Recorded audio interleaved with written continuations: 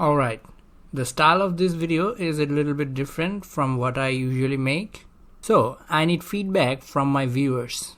Please comment below about whether you like this type of video or the ones I usually make. Now let's move on with the topic. So in the project management series, I have talked about what is a project, talked about project stakeholders.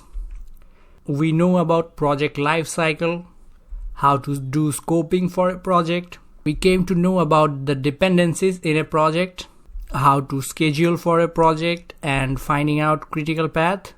We also know about risk management and risk register. We also know how to figure out how the project is doing through earned value analysis. And there were 2 extra videos about Parkinson's law and student syndrome that talks about scheduling a project. After learning about all this, you might think that we know everything there is about project management. But you also need to know how to close the project.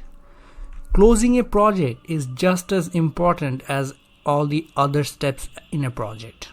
There are different stages to closing a project. You need to make sure that all the tasks have been completed, and you also need to recognize the closure formally.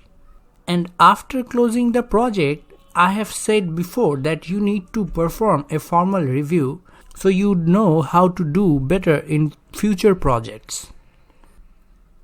The delivery of the project needs to be confirmed by the recipient or the customer. It means that you are actually performing the project for someone.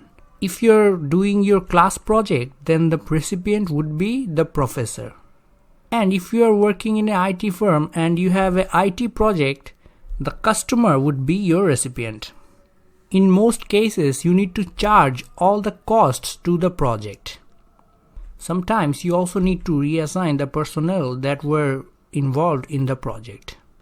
The people that were taking part in the project should start working on other things. You also need to reallocate the resources that were used in the project. You remember about the stakeholders of the project? They are also important. You need to review how the stakeholders are reacting to your project. And you definitely need to review for feedback from the customers. After doing all this, you also need to keep notes for the future projects. That way, you can exponentially improve the performance of you and your team for future projects.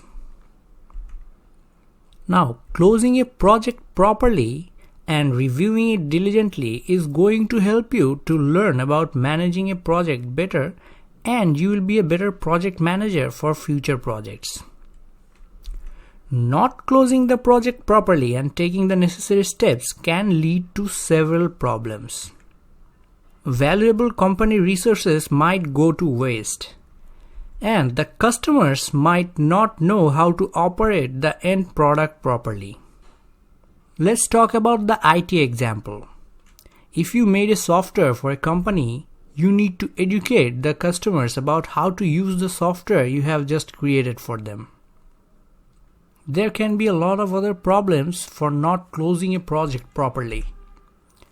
And this is why the closure of a project is just as important as any other parts.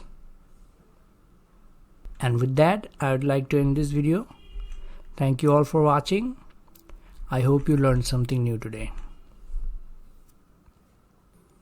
And for the bonus part, I would like to say Spanish word for man is hombre. And that was the official end of this video.